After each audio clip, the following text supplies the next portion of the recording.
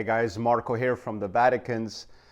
Good morning on this beautiful, sunny, somewhat gloomy Los Angeles morning. It is Sunday. As you can tell, I still have my coffee ready, and I barely slept out of excitement because I think I received over 200 messages in the last 48 hours when I posted that I'll be picking up one of Eddie's touring amps for my buddy to help him sell it, or maybe even buy it for myself. You know, he said, Marko, once we know what the numbers are, you can decide if you wanted to, because we're really good friends. You're gonna make me bankrupt. But this is such a special day for me, and I wanted to do this little video. This is not a review. It's just but it's a love letter, just to share it with you, because I know how many, true fans there are out there, and I myself would love to see this, I guess. It's hard to put into words, really. And, my friend, who I can't mention his name, it is somebody you would know. Okay, he's not selling it for money or any of that stuff. It's probably, knowing him, all gonna go to St. Jude's anyway, like, he always does. But this guy has I think this guy has more EVH gear and a bigger collection than Eddie himself. I mean, it's amazing, when we met yesterday, and again, I went through his vault, and it just blows your mind. There's flyers from 1977 and the Starwood, and it's just incredible. But I wanted to give you a backstory for this. For you who don't know, for you who know, you know what I'm about to say. For you who don't know, when you live in Studio City, where I've been for the last 20 years, and I met Eddie back when I was still a waiter at the House of Blues.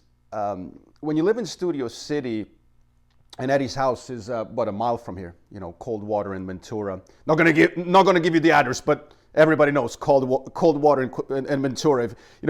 If you've been here and you're local, especially like my friend is, it was very common to run into Eddie. I have several friends, and it happened to me too. If you just spend enough time at the gas station on Coldwater and Ventura, at some point you're going to run into him. And sure, Eddie could be moody, when he was fighting his demons like we all are, but what a lot of people don't know, and maybe that was that immigrant,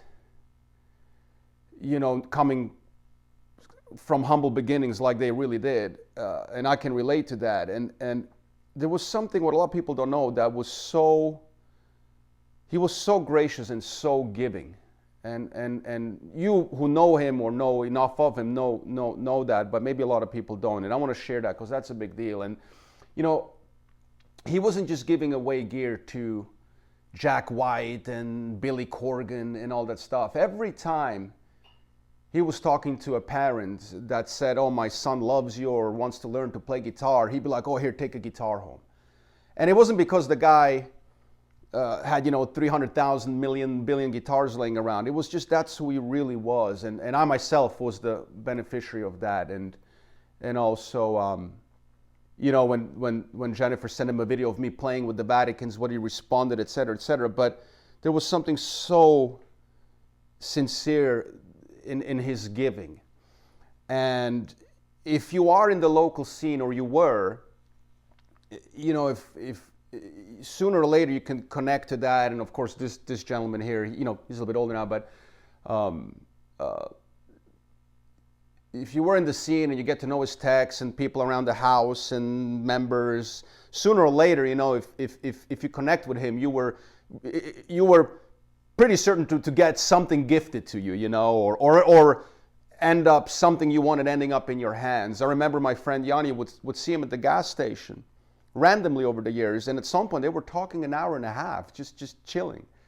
And not about music. It wasn't, oh, Eddie, guitar player. They were talking about freaking the universe or something, and just shooting the shits. And a lot of that is sometimes not mentioned enough. And I know just from living here, from having Eddie next to me, literally down the street, just the stories I've heard from people I know, and and myself, you know, from back when I met him, and it's just, there was something so giving and beautiful about him.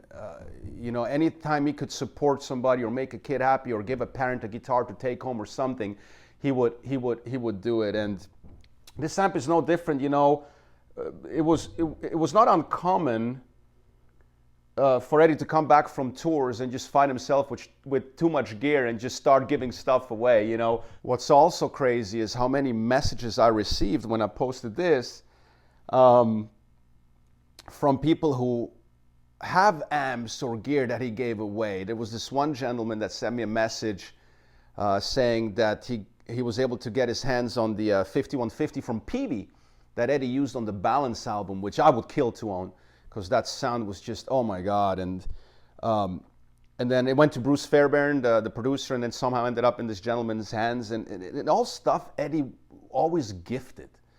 And this amp was no different. This gentleman has 5 of these, and just, I cleaned it up a little bit. You can see the dust inside. We'll go over it. Again, this is not a review. It's just wanted to share it with you, just a love letter and sharing stories with you about Eddie. So that I know, and of all the people, especially lately, because we talk more than ever now that he's gone, and share stories. And he got this out of storage. Some of these Eddie sometimes would sign and give to Guitar Center to sell. At the time, he had a great relationship before, you know, Guitar Center turned into a complete joke. But this one was not one of these. This is number 9. I think they were numbered that way, is my understanding, the way they were daisy-chained in the rig. And it's basically in mint condition.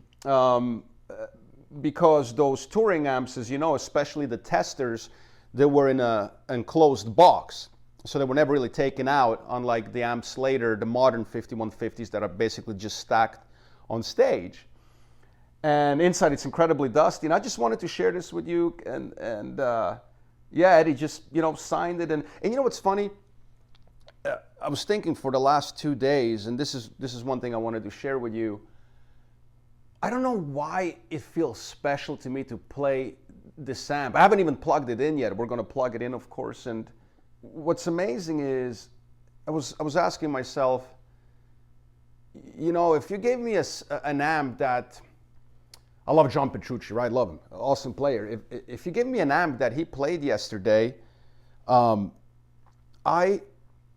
would think it's cool, but okay, you know, I wouldn't really make a video about it. If you gave me an amp that Slash played yesterday on stage, I mean, okay, you know.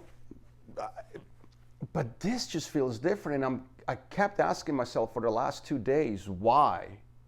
And then finally it clicked to me this morning while I was having coffee. The reason is because it's not, I'm thinking of Eddie the guitar player, but you forget how much outside of Eddie the guitar player there is. It's stupid. It's like Les Paul, literally. He didn't forget the guitar. This guy, Les Paul, invented recording, multi-tracking, building pickups. And then I realized the reason it's special, it's not because Eddie was playing guitar, it's because this is the guy that built that amp. I'm playing the amp of the guy that invented it. And then it clicked why it feels so special, because for 2 days I can't figure it out. I'm like, listen, it's a 5150. You're going to plug it in. It's going to sound like a 5150. I don't even know if it's modded. I doubt it. It was just a touring amp, and that was that. And then some of them went to GC, and the other 10, 12, my understanding is, went to private hands. And the reason this is so special, you know, it's one thing to play a Les Paul, but it's different if you play a Les Paul that Les Paul himself actually developed or was testing or tweaking, and then hands it to you. And that's why this is so special, to have an amp that actually was in his rig, that was played. The fact that he actually designed this, developed it, tested it, that's what makes this airplane so much more special than just a regular airplane. And of course he signed it and at the end, and that's what makes it so intriguing to me. It's not so much from a fanboy perspective as it is just completely geeking out on the guy, of having something that the guy actually invented and then himself used. So to me, this is no different than holding an original Picasso painting. You know, when you see it in the book, it blows you away. But imagine holding an original Picasso sketch in your hands. That's what this feels like. This is one that actually is invented by him, approved by him, played by him, and that's what makes it so special. So I just, sorry for the long talk, I just wanted to share that with you, and I'm sure you don't mind, because it's something that you now don't see a lot, that is rare. I don't know if you have the cat in the frame. No, she's out of frame. She's getting excited. Come here. Just don't go on the signature. Come here, Layla. She's on the speaker. So I just wanted to share that with you. And there she is. Come, baby. Say hi to everybody. So I cleaned it up a little bit. We're going to take it apart, look at the inside, and just appreciate it. Plug it in and enjoy that we have one of his personal amps. And just kind of have a little bit of fun with it, share it with you, and wherever it ends up in the future, I hope you enjoy this little journey with me. I know Layla does, huh? All right, let's take this thing apart. Let's just do a little walk through here. See it right next to the beautiful 2012 Wolfie right there. So as you can see, it's basically in mint condition. What's interesting, you see a little pressure wear there and here, and that's, for you experienced tour players, that's usually the valves there when they stack them, because they have, of course, the rubber feet underneath, but the way they are stacked on top of each other in enclosed steel cabinetry to protect them, especially prototypes. Not that this is a prototype, but even regular amps, that's kind of like where the pressure is on the side. So it's very interesting to notice a wear here, and then here exactly the same thing. So if you know what I'm talking about, that's what that is. And then hence why it looks so mint condition, because that's what protected it. Of course, that is signature, which, I mean, is special, of course. You know, I'm usually not a fanboy. I mean, unless it's like a Da Vinci signature or Beethoven or something. But this is very special just because of how much this guy did outside of just, you know, the guitar playing, what he did for innovation. This I kind of cleaned up with like a very fine brush. This was super dusty. And you can see inside there's an actual dust layer from it sitting at 5150, and then basically going from there to storage where my friend owned it. One of these, I should say. He has so much stuff. And this thing, of course, is super freaking heavy. I apologize for going freehand on this. I just want to share this with you. MIDI cable. You're asking MIDI, for you who don't know. Those foot switches were MIDI, which is great. So you can also chain them with other MIDI boards. So if you look, here it is, number 9. Oh, right there. And interesting too on the serial number, because 0000, obviously very, very early, but this label changed the way it looked in later years. So if you go to Reverb now and you look at one of these, it's like 055 something. So, and these were not particular to this model. So whatever the testers were, or just a regular amp that he used for tour for that matter, they were across all models. So the serial number were not exclusive to the white or black model. They were just consequential to any model at the time.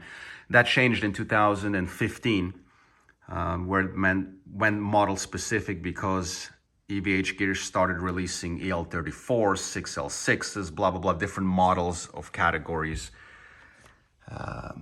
And just, you know, at the end of the day, just a regular 5150, you can see this dust layer in there, and we're about to, there you go, you can just see how dirty it is.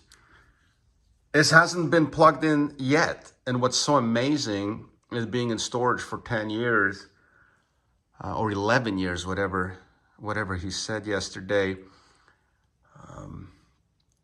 It's just amazing to do this in real time, isn't it?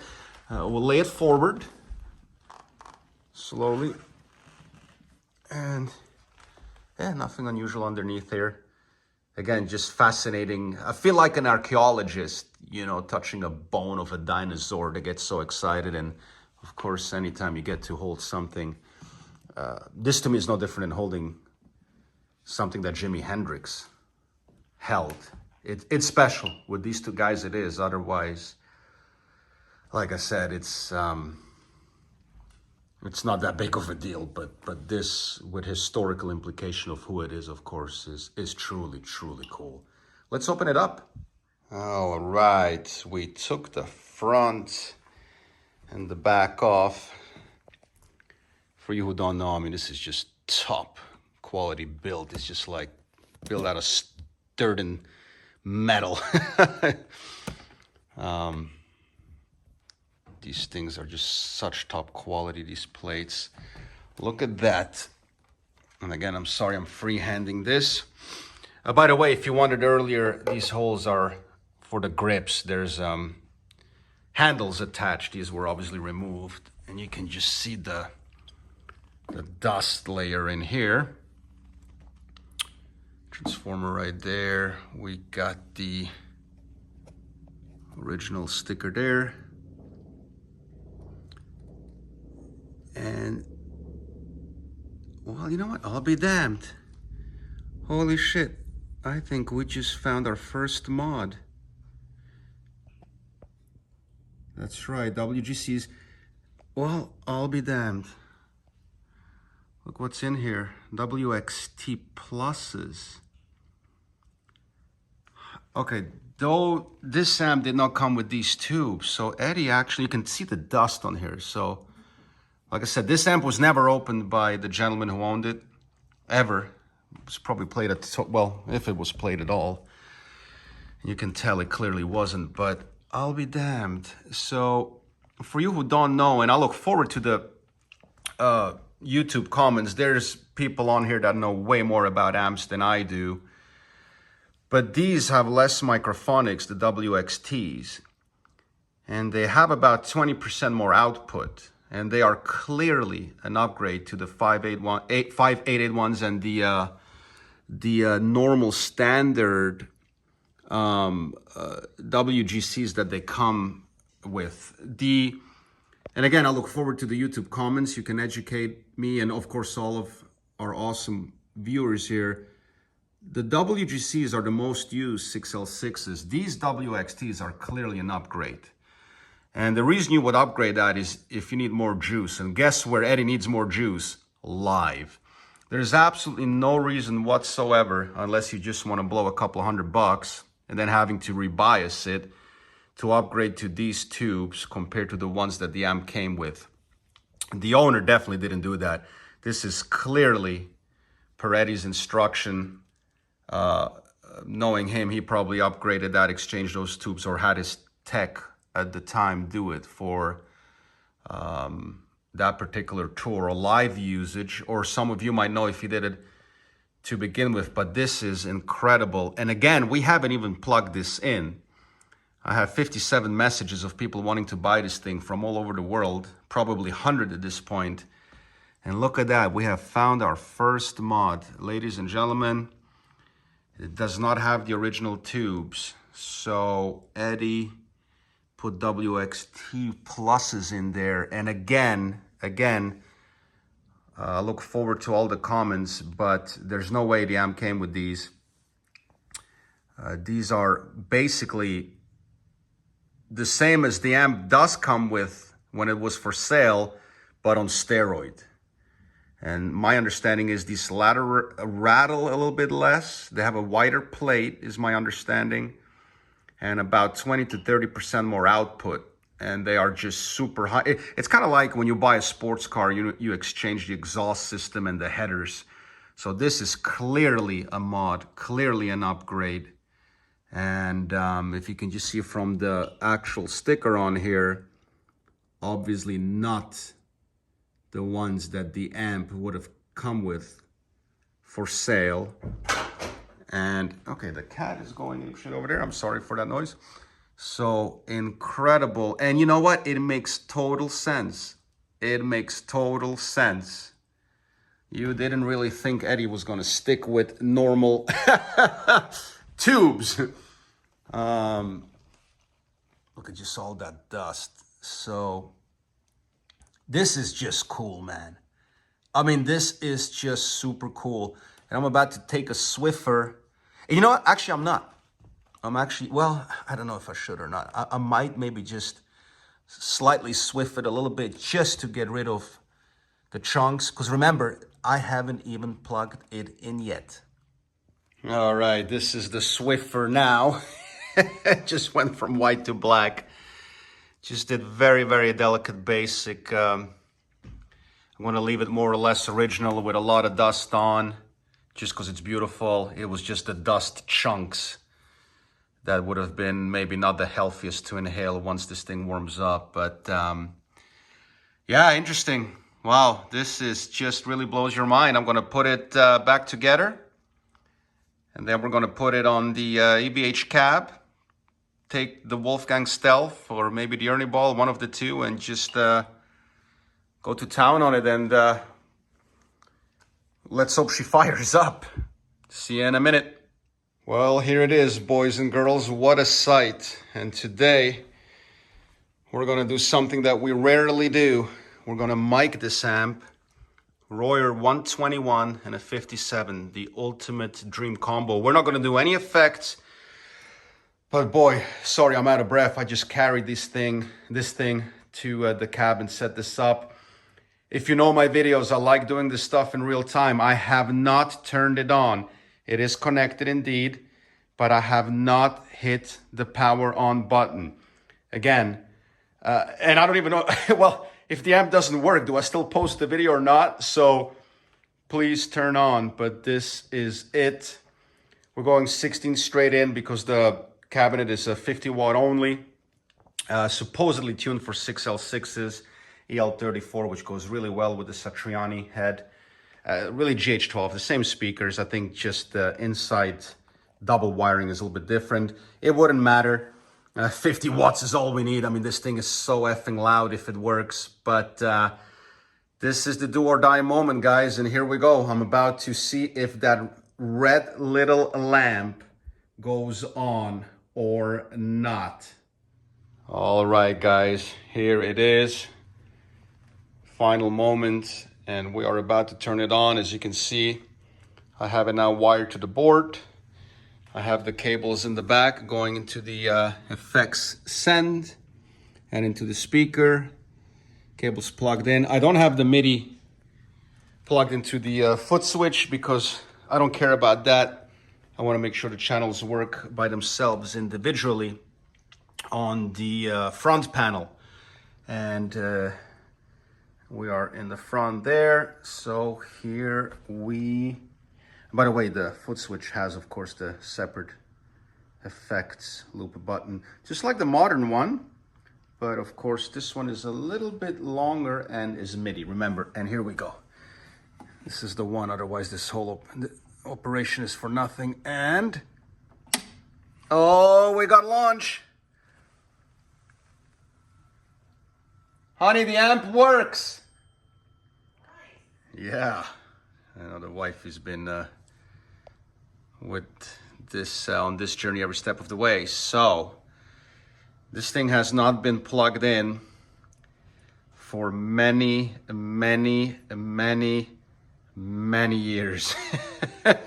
So what we're gonna do, oh, this thing probably needs biasing. I mean, I'd be shocked if it doesn't, but well, then again, when you think about it, not necessarily, because it's the wear on the tubes, not so much it's sitting, but we are going to leave this for at least 15 minutes before we do anything. And meanwhile, I'm gonna get the Stealth ready, open Pro Tools, get the mics ready, and give it at least 15 to 20 minutes for these tubes to just get a little juice going. This is a desert that hasn't seen water in a long time. All right, we are about 20 minutes later. As you can tell, the coffee's gone, and this is starting to look like a lab of which Ed would approve. Just so you know what's going on here, And I'll do it like this instead of a screen share. We're gonna do a very, very, very basic EQ here with a very basic preset high pass filter around 40, just to get rid of the noise. And we'll do the exact same thing here. Of course, I could just drag this over, but one of my hands is busy holding this camera, and we'll do the same here because we have the 57 and the Royer 121, and we're just gonna cut off the noise around 40. But other than that, you know, there's a reason I usually don't mic things in my review, because when you see the store reviews, they're incredibly produced. They make everything sound amazing. You know, everybody's gonna have their amps differently. And we're using the Stealth, and I'm going with this because it has a little bit less glare reflection than the Piano Black. So these are good to go. We'll enable these in a second. We have the Royer 121 on 1 and the 57 on 2. And the reason I'm doing this is because I want to give it a beautiful representation of what this amp deserves to have. It's a Ferrari, and on a Ferrari you wouldn't put on cheap tires. Again, this is not a review. I'm just going to give you a couple clean sounds, a couple brown sounds, and the high gain channel. But more importantly, I'm trying to see if this thing works. So we've got the guitar ready to go on the pedal. Once we know that the channels work, we'll add a little bit of masking, but nothing in the front, all in the back. So we're going to disable the reverb, the delay. I don't want any noise gate just yet, and the compressor and EQ and all that stuff we don't need, because I want to see if the amp works, and also, you know, in what shape it is. What we're going to do is we're going to go to channel 1 here, and I apologize again, I'm freehanding this so you can feel like involved. We're going to go a little bit more mids, a little bit more highs to get kind of like a neutral, beautiful setting of clean. And obviously the clean channel is the one that's always going to be masked the most by any player with all kinds of things, you know, but we're going to go super dry. I'm doing this in real time, and I'm nervous because I have no idea if the amp works. The standby is still engaged. Let's make sure the switches work, and oh, it doesn't. Oh, I'm sorry, this is for 1, so this has its own 3, yeah. I got confused because on this one it's shared, and this one then has 3 channel per channel. Okay, blue works, very good. We'll go back to green. And you know, it's incredible. You know, it's taking one of Eddie's amps that was used. This is almost 15 years after he used it on tour. 15 years. And the red. Okay, so what we're going to do is we're going to go to blue here. And now I'm actually going to take it out of standby. Make sure the gain is all the way down. Presence we'll do, get out of the way here so you guys have a little bit of light. Presence we're going to do middle for each channel, just to keep it neutral. And now I'm turning off the standby here in the back. Okay, and the thing is alive. All right, we are definitely in the game now.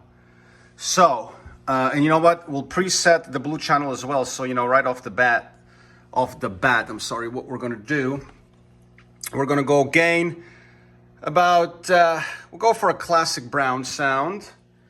And let me move the light a little bit for you so you can, my apologies, so you can see what we will be doing here. There you go. Apologize about that, but that's part of the fun of doing it in real time.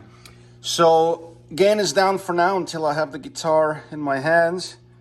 We'll go middle lows, a little bit more on mids, a little bit more on highs, and of course the volume and the gain. You know what?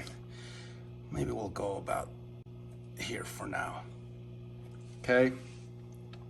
Channel 2 will go for a brown sound, which means about there, a little bit more mids, and we'll go about 2 p.m. on the highs, which you would offset usually with the presence by itself. And then Here we'll go real gain, mid lows, a little bit less mids, because on stage you would offset that with a good equalizer so it doesn't get too muddy.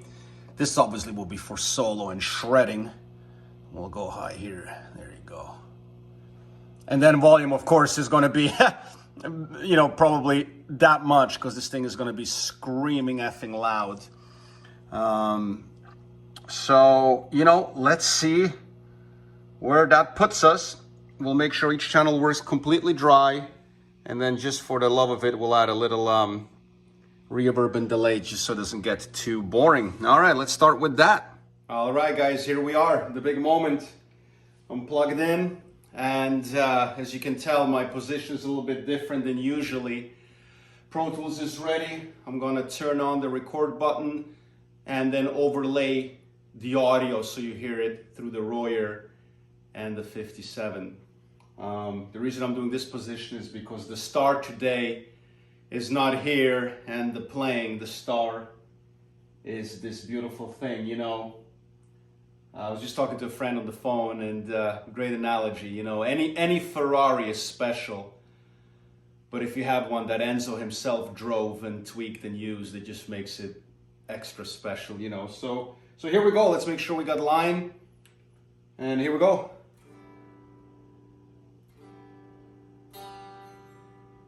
We don't, because my wireless is dead. See you in 5 minutes. All right, guys, that was embarrassing enough. Here we go. 10 minutes later again. Jesus Christ, we can do this. All right. Oh, here we go. Guys, we are in business. Oh, let me turn on Pro Tools for you. So we start recording this. And excuse my reach, this is obviously, there you go, so I can overlay the audio now. What you're gonna hear when I play is the Pro Tools file. Remember, no effects, this is dry.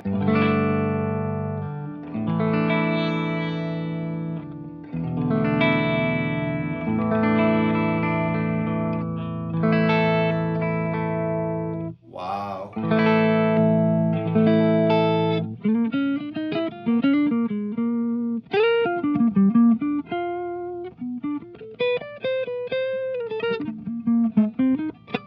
Wow, holy moly, this is, my goodness, is this beautiful. So as you can see, the gain is about on a about barely 10 a.m. The rest exactly like we left it, and the volume is like almost down, and that's how loud it is. So the channel works. Now we're gonna give slight little compression here, a little delay and reverb just to beautify it up so it doesn't get too boring. And let's just, you know, F around a little bit, you know. I'll make sure I'm in frame here and just see what we got, you know.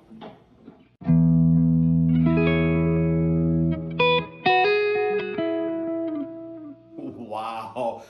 Oh my God. This sounds beautiful. I couldn't even finish the phrase.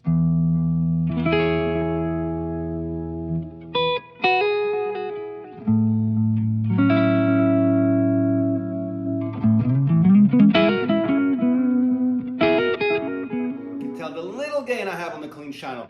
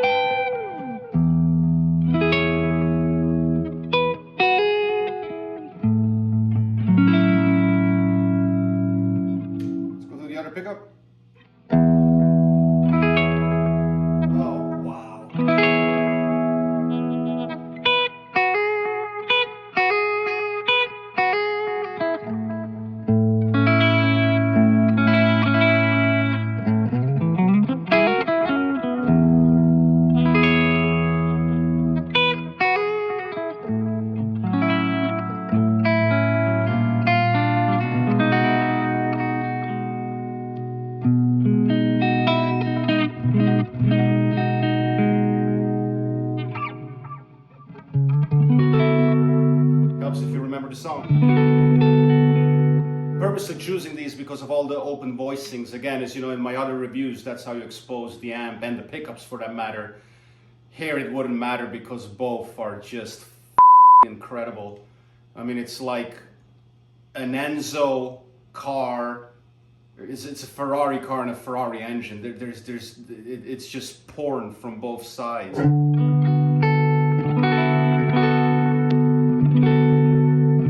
Just listen to this.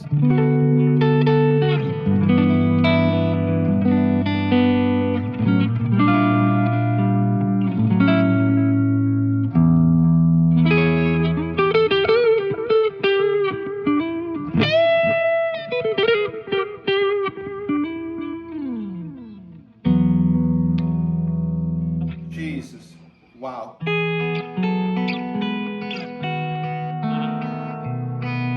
Just listen to the overtones from this damn amp, man.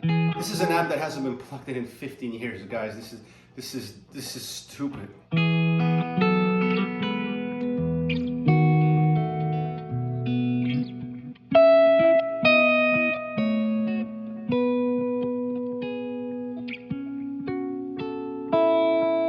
I wish you could be here just hearing this. It's so ridiculous. So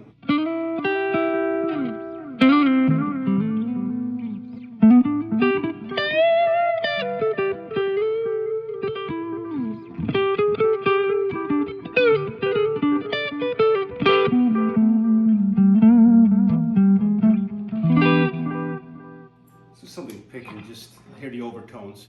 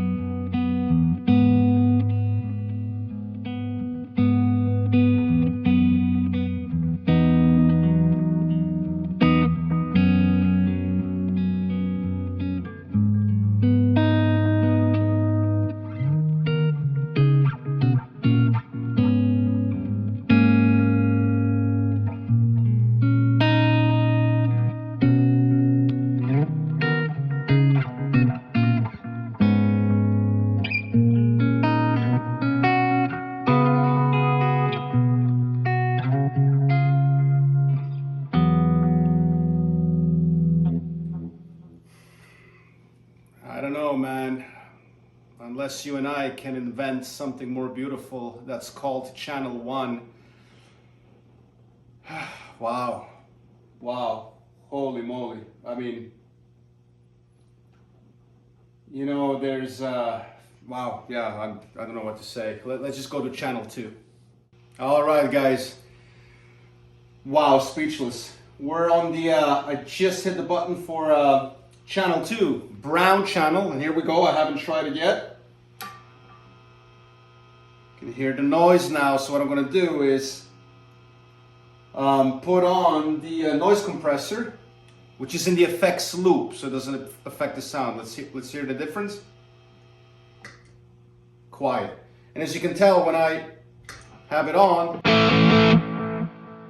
and off, you don't lose any signaling quality. It's very little it takes with the, I use the Boss NS2. I mean, I have the threshold literally at 9 AM, that's all it takes. Channel 3 is probably gonna take a little bit more. And we're just gonna F around again. I mean, this, yeah,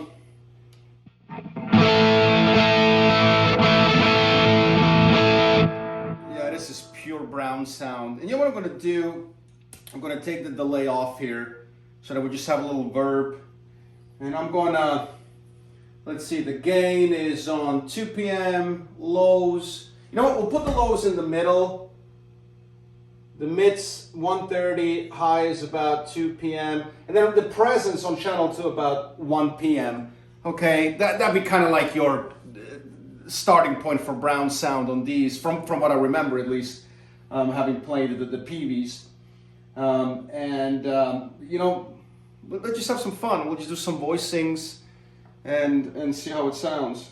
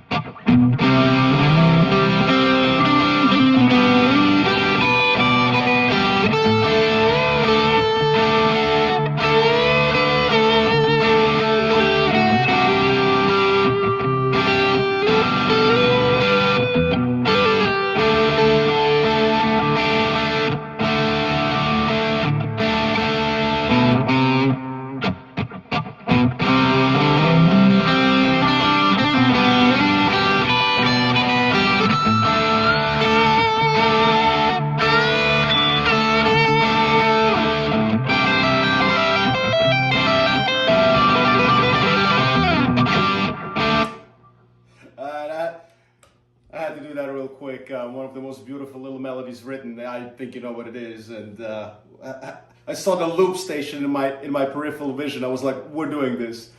Oh man, what can you make sure the camera is still on here? I don't even know if I'm still in frame or running. I mean, my goodness, there was like a 20-30 second period where I didn't even care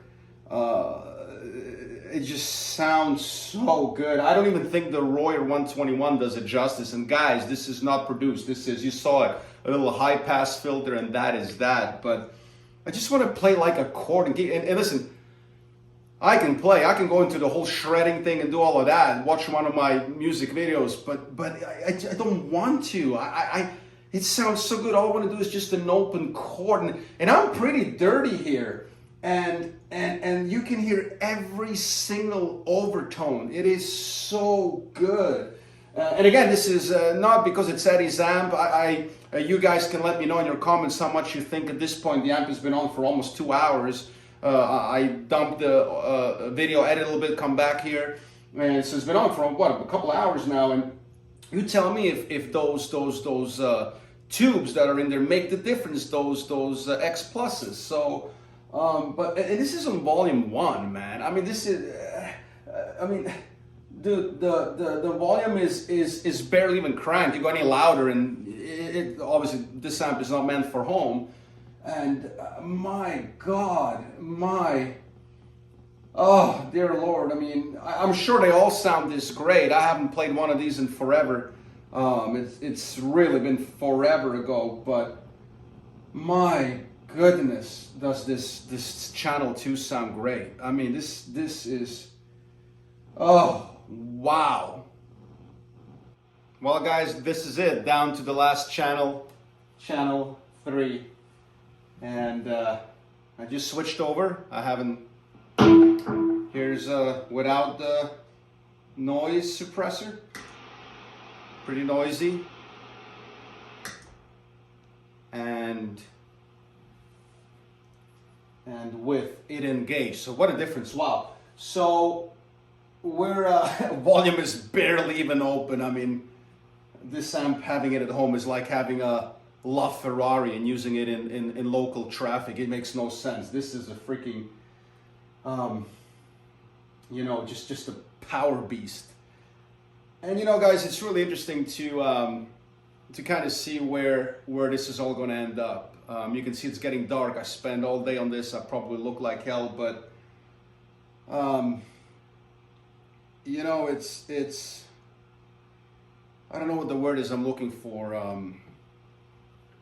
What a treat! What a humbling experience. You know, what a man. Anytime you get to play or be exposed to something from the inventor himself, it's incredibly special. And I hope I got to convey that a little bit with you too, even though you're probably thousands of miles away. But I mean, you know, being from Serbia and growing up in Switzerland and being from a little village, and had you told me someday Eddie anything, I would be like, yeah, okay. And you know, this isn't isolated for me. You know, this is another cherry on top of all the cherries on top that I've had the privilege to have with Eddie and people around him, and just wow, you know. And I know you can relate. I know you can relate. I know a lot of you are watching this and can relate, and that's why I feel like this can maybe connect us and be a bright light between all of us in this dark world. So here we go, channel 3. Okay, the gain is on 3 p.m., lows, middle, mids, we'll put it all middle. And we'll go highs 1 p.m. in the presence 1 p.m. So generic setting. This is obviously the shred channel. I'll just do some couple of nonsense licks or whatever. And I'll give you this phrase too from the previous thing, so you can kind of check the difference in overtones, and then a couple of shred licks, and you know, that's probably all you're going to need for the brutal gain channel.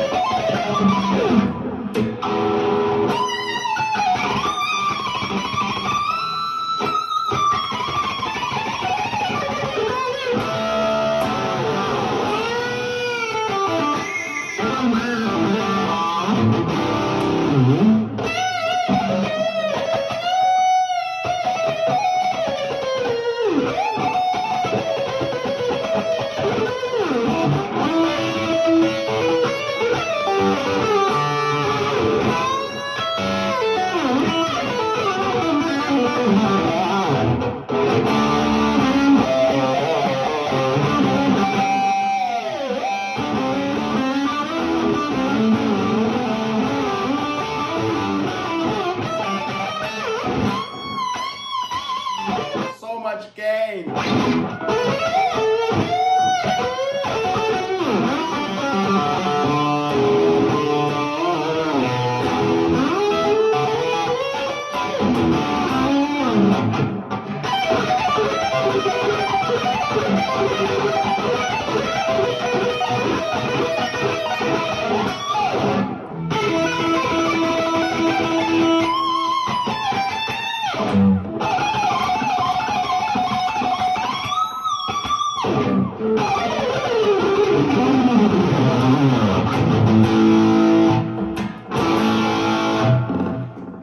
Oh my God. Tired, unconcentrated nonsense. Well, that's all I got for you. I'm going to turn this baby off now. It's been on for, I don't know, three hours now, 3, 4, 5, 6, 7, 8, whatever, where we are. It's dark outside. I hope you enjoyed this. For all of you who reached out about acquiring it, yeah, like I said, I don't even know where this is all going to end up, but what a whirlwind of a day. And all I can say is just what a privilege it was. And I hope you enjoyed me sharing this with you and going through something this cool. Like I said, at the end of the day, just an amp. But at the end of the day, so much more to it, you know, that you can't put into words. And I'm gonna go have a few much needed beers now, take a 4-hour shower, and you know, just really enjoy having had the privilege for this. I can't wait to get all of your comments. Really look forward to it. Educate us all on the things that I missed with these amps, whatnot. And more importantly, thank you so much for watching. Stay safe out there. I love you all, and I'll see you on the next video.